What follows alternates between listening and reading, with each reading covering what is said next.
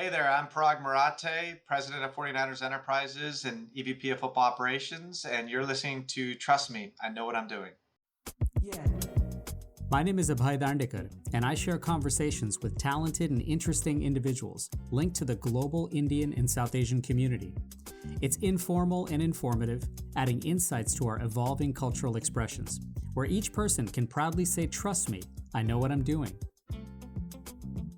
Hi everyone. On this episode of Trust Me, I Know What I'm Doing, a conversation with sports executive Paraag Marathe. Stay tuned.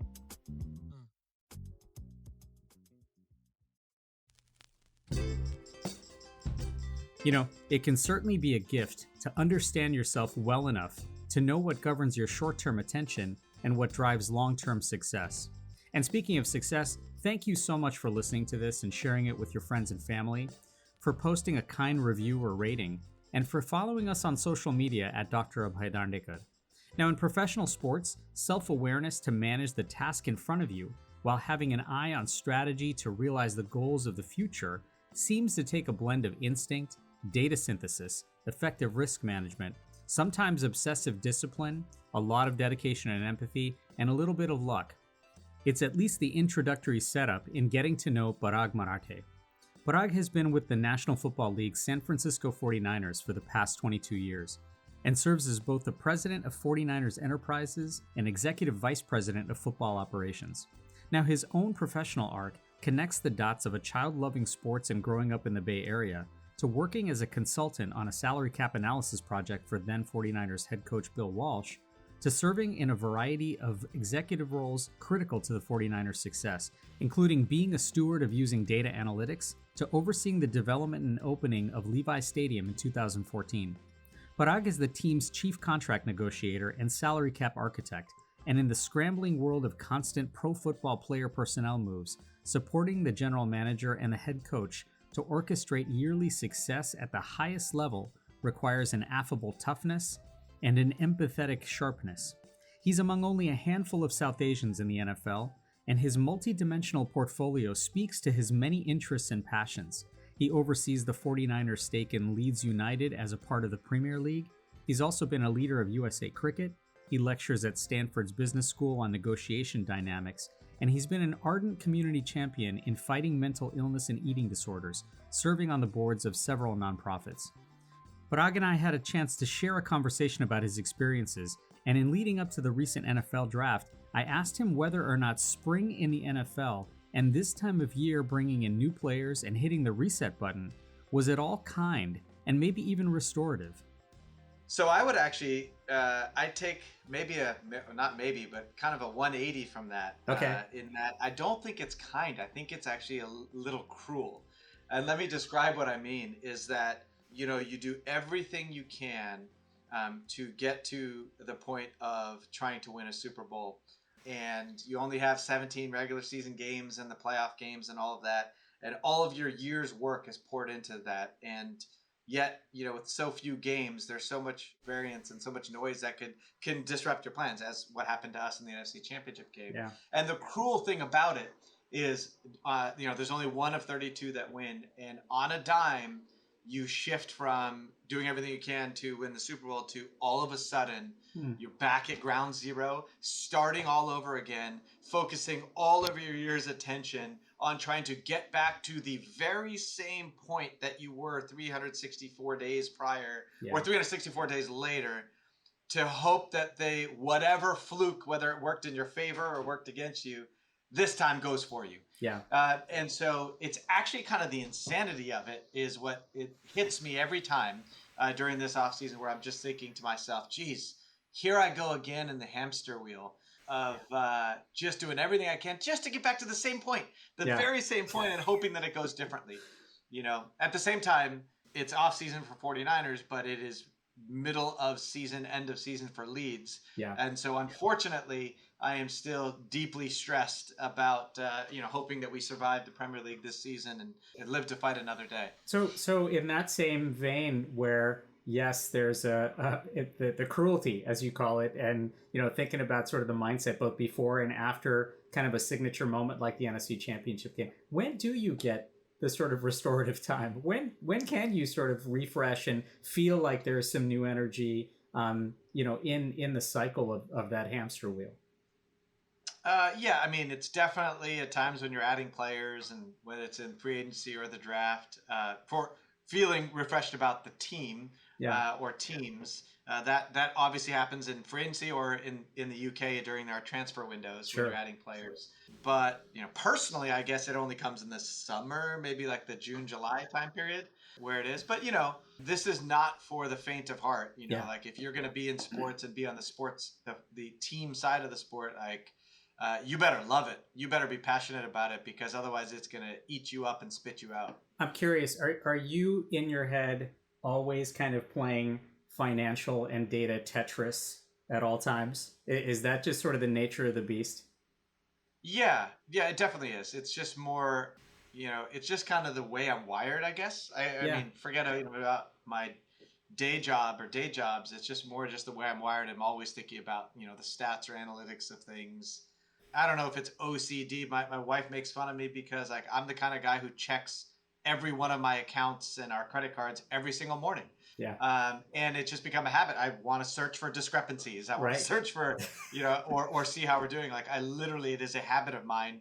I spend the first 15 minutes of every morning checking every one of our accounts. It's just how I'm wired. When you're wired that way, and certainly you become the kind of safety net at all times, and you're the Swiss cheese model in that whole sort of framework. Do you ever find that it prevents you from purely enjoying the game or purely enjoying the product sometimes? Not really. Or in that way, is it additive to that enjoyment? No, it's not additive either. It's just more, I love the competition.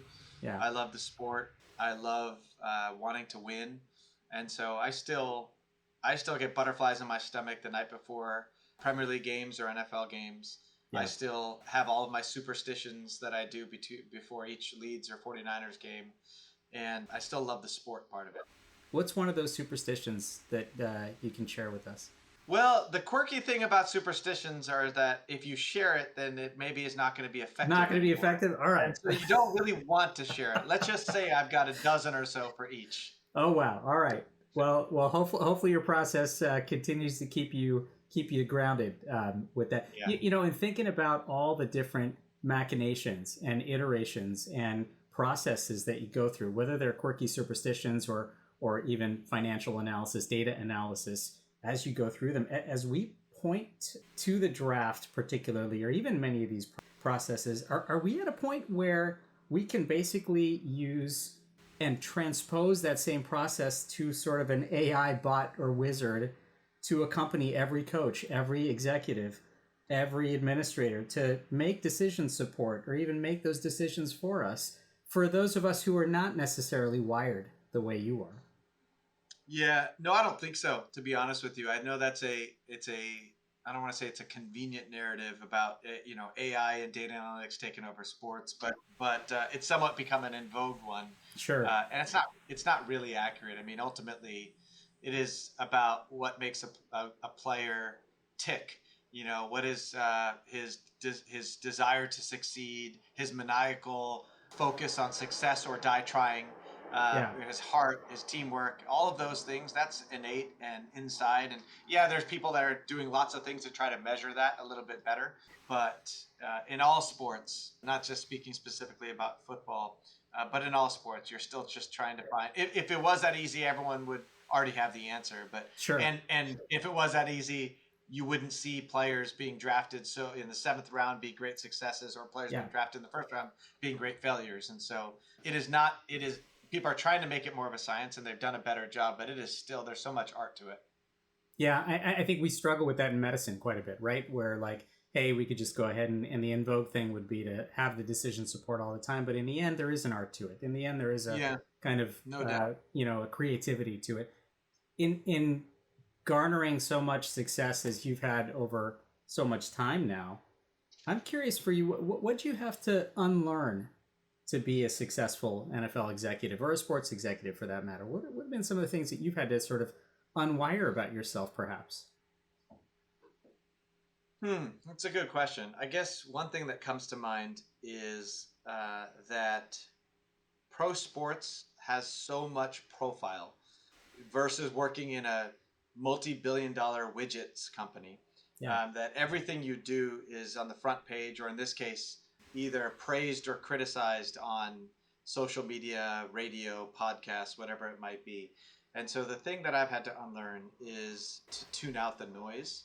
Yeah. And to just focus on what you think is best and what you're doing is best. I mean, just take even in the Premier League right now, there's so much. Calling people fans of a club is even a misnomer. I mean, it is like they are everybody. A club is everybody's little brother or little sister. And they're so passionate about it, and they're stakeholders just like anyone else. Yeah. And I think the thing that I've had to unlearn, or maybe unlearn and teach myself again, is that you're never as good as people say you are, and you're never as bad as people think you are. You're always somewhere in between. Sure. And so learning to tune out the noise, I try to, I follow social media so that I can keep up to speed on news around the Premier League or around the NFL. But anytime it has to do with us or me, I avoid it, actually. Does it make you sort of have to, again, when you have those really great high moments, temper those? And then when you're in that sort of downside, got to buoy it up? 100%. Because you're just, it's easy. It's easy to be seduced by the praise and think that you're awesome. Yeah. And it's just as easy to be devastated by the criticism and think that you stink. And neither of those are true. Well, first off, this podcast is not shame-based, nor is it super praiseworthy. So rest assured, we're good there. You're listening to Trust Me, I Know What I'm Doing. After a quick break, we'll come back to our conversation with NFL executive Paraag Marathe. Stay tuned. Conversation. It's the antidote to apathy and the catalyst for relationships. I'm Abhay, and I share conversations with global Indians and South Asians so everyone can say, trust me, I know what I'm doing. New episodes weekly, wherever you listen to your podcasts.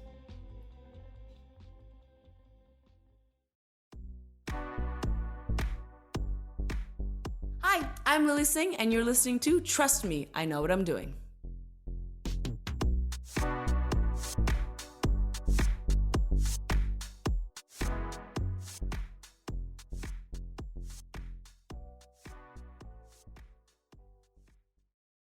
Hey, this is Rajiv Ram. I'm the 2022 U.S. Open Doubles Champion, and you're listening to Trust Me, I Know What I'm Doing. Welcome back to Trust Me, I Know What I'm Doing. Let's rejoin our conversation now with the Executive Vice President of Football Operations for the San Francisco 49ers, Paraag Marathe. As someone who is then driven by being that tempered executive, having that kind of even-keeled persona, but at the same time, a data analysis-driven executive like the Billy Beans of the world or the Daryl Morey's of the world, is it, especially when you're negotiating with someone, is it challenging to be agnostic then to the art, to the sentiment, to the nostalgia, or even the interpersonal relationships as you kind of generate that?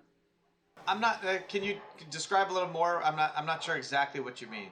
I mean, when I walk into the doctor's office and I have an interpersonal relationship with someone or some nostalgia with them, they're a family friend or something, I still have to be agnostic to that so that I could actually use data to, in fact, make my story and enact my skill. And when you're negotiating with somebody, do you have to sort of be agnostic to kind of what their history has been and the nostalgia around them and what the fans say and the noise, as you said? Yeah, I'll give an example right now that comes to mind, and that is that we recently had to let go of our manager at Leeds, Jesse Marsh, and he was someone who we interviewed a year ago, and I felt very optimistic about and felt like he would be a tremendous asset to Leeds, and also as we transition to eventually taking full control of the club. The American connection with myself and with Jesse and some of the American players that we have on Leeds, I really thought that we had a bright future together. Yeah. And I really respect him as a coach and really respect him as a person and just enjoy his company. But we weren't getting, and let me double down on the data would suggest that our expected goals versus expected goals allowed was actually really good. Sure. Our data put us as a ninth or 10th in the Premier League club, but we weren't getting the results. We weren't getting the points. Right. And so it was a very difficult decision to separate my fondness for him, as well as the fondness I had for, or the belief I had in the long-term future, where the long-term future is not going to exist if we can't survive the short term. And so having to detach from that as well and make the difficult decision, because we need, the most important thing was to survive right now. Otherwise I can't even think about the long term. Yeah. And that was a really difficult decision where you have to separate, be more agnostic about are we getting the results right now, and what is best to get the results right now. Yeah. And so that was a hard decision. That it's the one that comes to mind right now because we just had to do it. And I'm sure you don't, but certainly fans and others who are around that, they sort of feel that kind of, again, nostalgia, the yearning for days yore or glory years, whether it's in Leeds or the 49ers. But again, for in your role, sounds like you, again, have to sort of flush out that signal, ensure what's best for the team, for you, and sort of the 1 year, 3 year, 10-year plan for what's going on. I'm curious about one thing. I read an article in The Athletic where a few agents sort of described you as having an inherent sense of fairness and equity, and that you're affable but tough. And is this an appropriate description, do you think, for who you are inherently, or specifically more as a negotiator? And for that matter, are they also describing Paraag outside of the negotiating room? Paraag as a parent, Paraag as a person? Yeah, honestly, to me, that's the best, I'm most proud of that kind of praise. Yeah. Because that's exactly how I aspire to be. Sure. In terms of being tough but fair. And, I think a misnomer about me that is probably said more than what you just said is that I'm trying to win. And I'm trying to win a deal or win any conversation or negotiation or anything. And that's really not what I'm aspiring to do. Yeah. I teach a negotiations class at the business school at Stanford every spring. In fact, my class starts in 2 weeks. And one of my main We try not to mention Stanford on this show, by the way, but sure. Okay. Yeah. Sorry.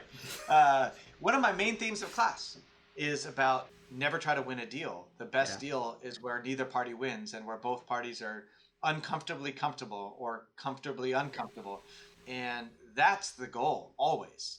And so, in fact, so much so that there have been a number of times where I've concluded a deal, and whether it's been signed off on or handshaked on, but upon reflection, I think that I have too many of the chits, and I will rebalance after the fact and make a phone call and offer an olive branch to rebalance, because I feel like I maybe had too much of it. Interesting. And because it's really important to me that, in this business, as well as actually in life, you're not doing one-off transactions or one-off, single entity transactions. You're going to be dealing with the person many times over, whether it's your wife, your spouse, your boss, it's relationship your neighbor. development. Yeah. You're going to have 100 more negotiations with that same person probably. And so why would you want to, it is actually counterproductive and not intelligent to try to win one.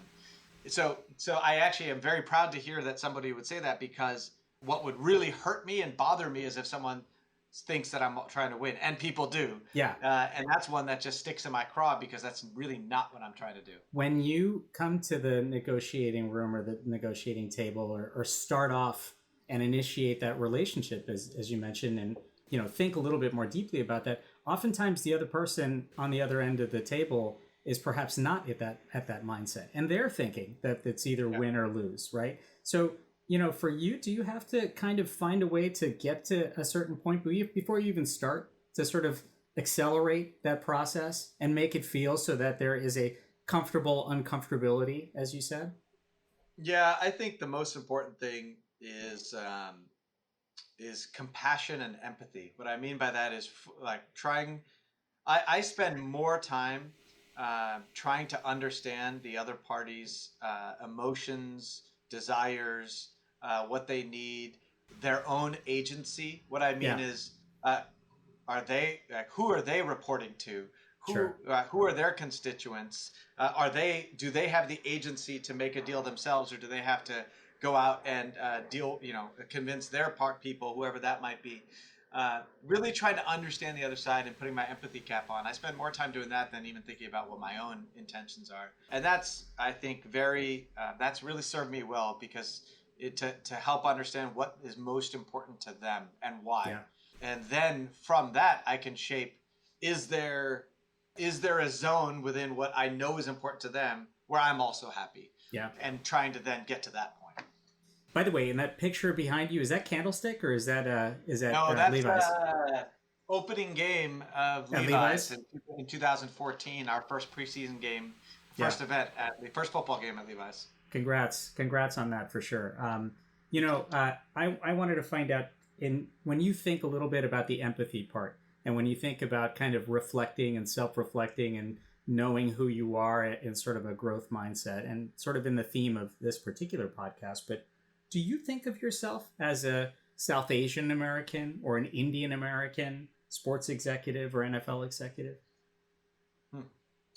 So, not every day, but I will tell you that anytime I go to NFL meetings and owners' meetings and things like that, I am strongly reminded of it, because there's no other brown guys there, or very few. Very few, right? So I'm reminded of it.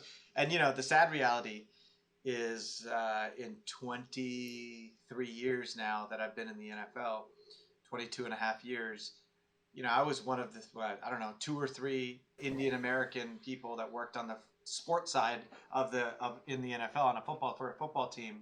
And here we are 23 years later, and I'm probably one of 3 or 4. Right. And it hasn't changed much. And, and while we are so few, Asian Americans, they're nowhere to be found. And you know what? They don't like football any less than any of us. Sure. It's just, they just haven't gotten their chance. And it's kind of and it's actually even worse in the Premier League. Yeah.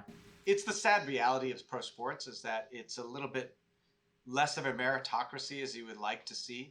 It's a little bit more about who you know, not what you know, at least in terms of getting your foot in the door. And that has served as a big gatekeeper to allowing people of all colors and sizes and shapes to break into the league. Well, especially with the, kind of legacy aspect of things, particularly in the NFL. And right. When you're reminded of that, perhaps not on a day-to-day basis, but when you're at meetings and whatnot, does it increase your, in some ways, sense of professional responsibility to this element of your identity? In that, hey, you know what, I need to pave more ways, whether it's for South Asians or folks who are underrepresented, or for that matter, vulnerable in that way. And because I've asked this to other guests on this show before, that other than our names, is there anything that kind of like reminds us on a day-to-day basis of that kind of professional identity? Yeah. In terms of responsibility, I think the way I'd answer that question is that I have always viewed it as a way to try to build competitive advantage. Yeah. Because of the who you know mentality of of pro sports. This reminds me of 15 years ago when I took over the business side of the 49ers, and we had to go and build a stadium, and I hired, I don't even know, maybe 8 to 10 of our C-level executives at the time. And I did something that for me was very intuitive, but it wasn't commonplace in the NFL. In pro sports, people recycle executives, right? So if you are an average executive and ticket salesperson in the NBA, then hey, you get promoted to be a VP of ticket sales in Major League Baseball, and now the NFL comes calling us for a CRO job, and wow, this person had experience in 2 different sports. Perfect, you're our CRO. Nobody's even paying attention to whether they were good or not, right? And so what I said is, all right, let me fish in a different pond. Let me go find the best people possible for sponsorships, ticket sales, PR, communication, finance, all of those things that we needed as we were building our management team for Levi's, or for building a stadium. And let me just do it this way. Let me go find the best people for the job, regardless of color of skin, which was a big deal back then. Gender, also a big deal back then, that nobody really, it was all a male-driven industry. Let me go independent. Let me find the best people. And then the second criteria instead of the first criteria was, did they happen to work in sports or not? It'd be nice, but it wasn't a requirement.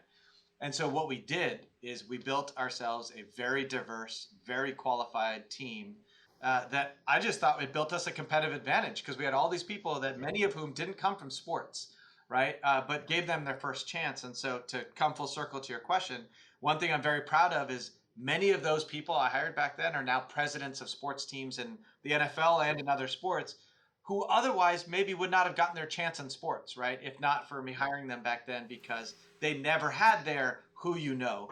Yeah, and in some ways, kind of it reminds me of, in some ways, a proxy for your story, right? I mean, your navigation through management consulting and, getting on a project with the Niners was a great entry into that and paying it forward. Yeah, but it was a fortuitous turn of events for me. It was because Bill Walsh decided, let me do something totally out of the box. Let me hire Bain and Company to look at to help me study the 2001 draft in terms of the currency value of draft picks. And the other thing that Coach Walsh was so amazing at is he was just looking for a competitive advantage always. It didn't matter. That's why he was at the forefront of hiring minority coaches and things like that.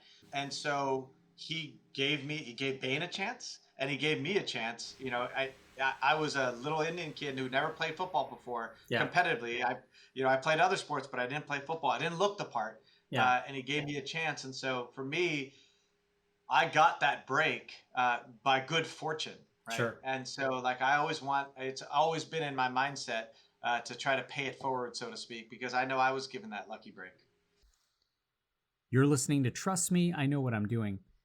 After a quick break, we'll come back to our conversation with Paraag Marathe. Stay tuned. Every story told is a lesson learned, and every lesson learned is a story waiting to be told. I'm Abhay Dandekar, and I share conversations with global Indians and South Asians so everyone can say, trust me, I know what I'm doing. New episodes weekly, wherever you listen to your podcasts.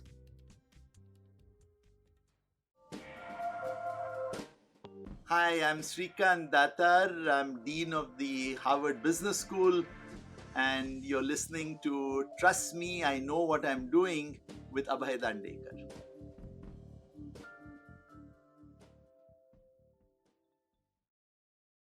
Hey guys, it's Ryan Argwal here, a men's basketball player at Stanford University, and you're listening to Trust Me, I Know What I'm Doing. Hey there. Welcome back to Trust Me, I Know What I'm Doing. I'm Abhay Dandekar, and let's rejoin our conversation now with Paraag Marathe from the NFL's San Francisco 49ers.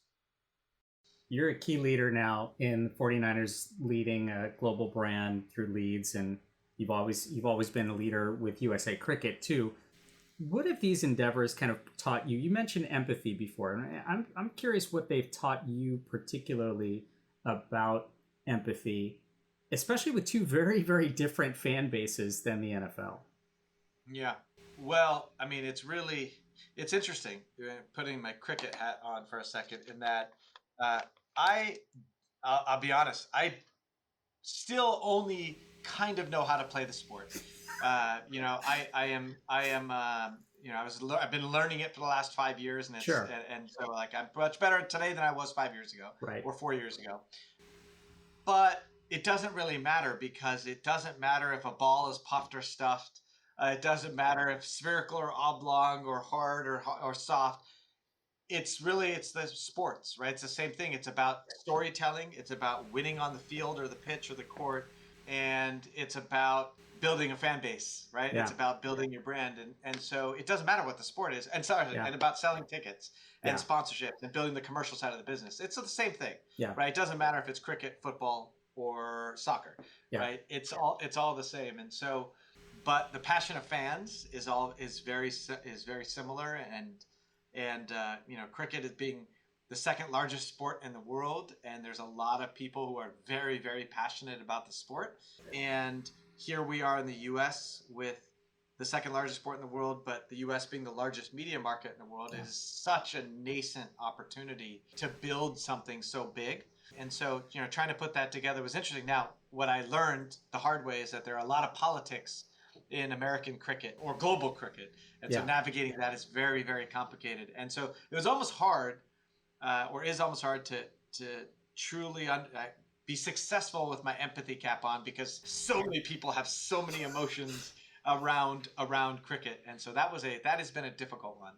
Well, and I think particularly, right, like the rabid fan globally, whether it's Premier League, whether it's cricket in India, whether it's cricket worldwide, there's a commonality, and yet there's a little bit different from the politic and the business aspect to it, especially in an American market. I want to ask you a personal question. You opened up several years ago, very courageously, in fact, about the impact of mental health on your own family and the experiences with your late sister. Is there an importance and value, for that matter, for vulnerability as a leader, and particularly in a sports franchise? I think specifically to the last point you made about being in a sports franchise. I mean, sports is about the macho business, right?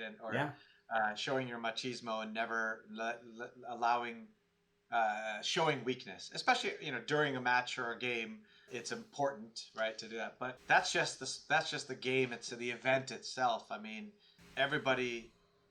we all have our vulnerabilities, and particularly when it comes to mental health. I think one of the things that I realized with my sister passing away from mental health and anorexia, one of the things I realized was I am in a unique position given so many things about me, where if I was someone who became out more vocal about supporting mental health, maybe that there'd be more people that listen. And so those unique things about me, one being in sport, and people in sport, especially 15 years ago when I started or 13 years ago when I started being more vocal about this, people in sports didn't really talk about mental health. And it's nice to see there's more and more athletes coming forward talking about their vulnerabilities and weakness. But sport being one, me being a man versus a woman, men don't show weakness.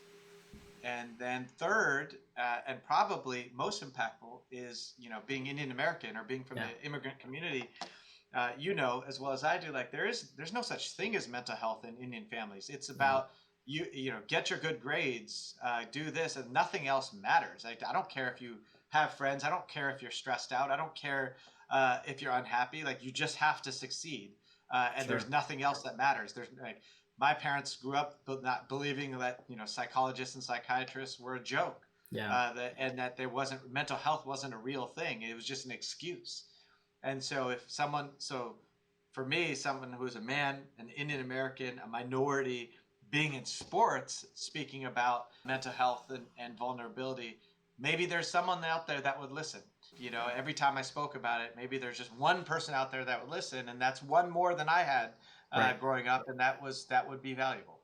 Well, and I wonder, in my opinion, I think it does contribute to a culture, and a culture of winning, and a culture that people can be themselves and in fact lay out what they're comfortable with, and also lay out what they're uncomfortable with, and hopefully people can get that team culture even more impacted.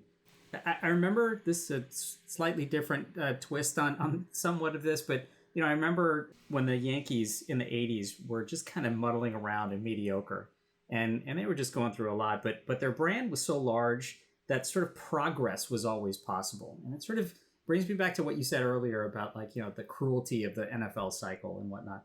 And in the NFL, of course, 31 teams don't win the Super Bowl every year, right? So, and that's been elusive even in your own tenure.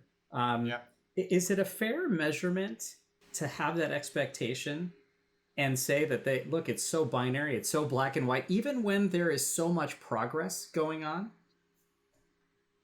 Yeah, I mean, that's the cruelty of the sport. Any sport is that there's only one champion at the end, and you do everything you can to get to that pinnacle. And when you're aspiring to win a championship, it sort of is the case ultimately that anything but that is a failure.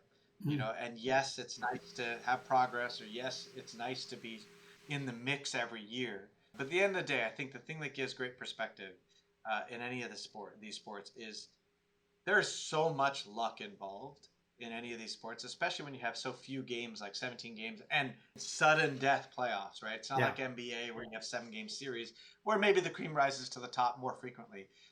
In sudden death games, there's just so much noise or luck or bad luck that can happen.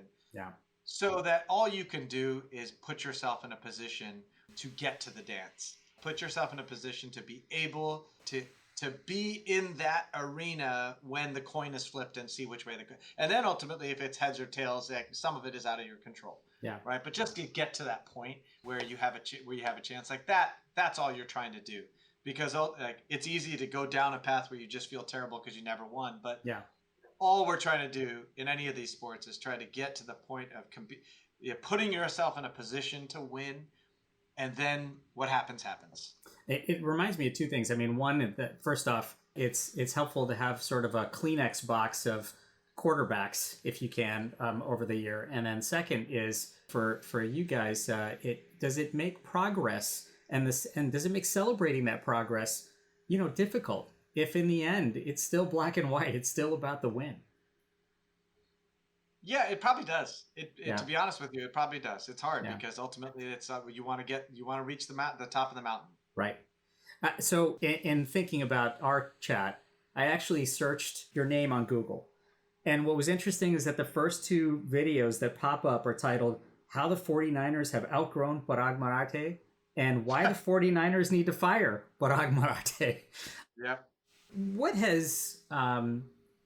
I love the whole idea of tempering and flushing out the all the noise. But what has longevity in this organization taught you about yourself as a human? That's a good question. I don't think I've ever been asked that. And by the way, I appreciate you sharing those negative videos with me. One thing I've learned, I don't pay attention to them, so I didn't know those existed. Right. I didn't know they existed until this morning. So. But I don't know. I guess a couple things, both positive and negative. The negative thing is like, have I just been complacent and just been in one place the whole time and not wanted to take risks and do other things? But on the same time, like, hey, you know what? Also, I'm focused on just doing what I think is right, and it's an empirical right, not just what's right for me. And take pride that ultimately. I always, just the nature of the football part of my job, I always work for our head coach and our general manager. That's just like I'm a support role to them in the football side of my job. And so I take pride in the fact that, hey, every time we've had a new coach and GM, like I'm starting from scratch, right? They can say I don't want him around and I wouldn't be around. It's not like I'm just tied to the owner on that. I work for them. And so, I have to start from scratch and earn respect. And so, and I've done that. Has that brought you sort of a long-term joy? And maybe that joy is what actually does fuel kind of the day-to-day, the cruelty, the ability to kind of weather so many things? To be honest with you, I don't think about it that way. So maybe upon reflection, 10 years, 20 years from now, I'll think about it that way. But for me, it's just I still love the sport. Yeah. I'm still passionate. And I still love the competition. Yeah. And so every year is a new year, and I like I said, I really do still have butterflies in my stomach the night before games, and the morning of games, and so it's just like that's what I love about it. Well, at least today we're going to celebrate with you. First off, as a lifelong Rams fan, I'm not rooting for you guys at all. but on the other hand, I'm grateful for all you're doing with the Niners, for our community. And I wish you all the best, not only just in the draft, but in all of your endeavors. Paraag, thank you so much for joining, and I hope we can host you again sometime down the road. Yeah, I enjoyed it. Thank you. Thanks so much, Paraag. Remember that you can catch all episodes of Trust Me, I Know What I'm Doing wherever you're getting your podcasts. It's May, and it's National Mental Health Awareness Month in the U.S., so if you or someone you know needs to speak with a trained crisis counselor, call or text 988. And globally, please visit befrienders.org or checkpoint.org. Till next time, I'm Abhay.